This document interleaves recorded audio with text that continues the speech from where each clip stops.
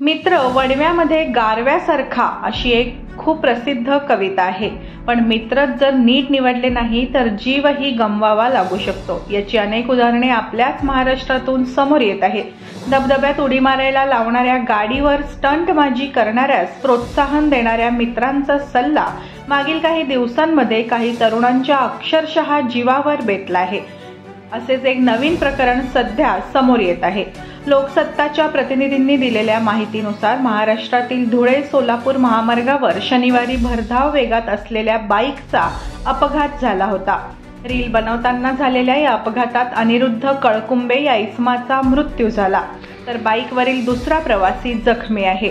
सध्या सोशल मीडियावर या घटनेचा 1 मिनिटाचा व्हिडिओ व्हायरल होत आहे। यात 2 तरुण हेल्मेट शिवाय महामार्गावर बाईकवरून जाताना दिसत आहे। बाईकच्या मागे बसलेली व्यक्ती रेकॉर्डिंग करत असताना बाईक चालवणाऱ्या मित्राला कॅमेराकडे पाहून हाय म्हणायला सांगत आहे। सुरुवातीला पुढे बसलेला चालक वळून हसताना दिसतोय, पण इतक्यात ही बाईक दुभाजकावर आदळते आणि या धडकेत ते दोघेही हवेत उडतात व रस्त्यावर पडतात।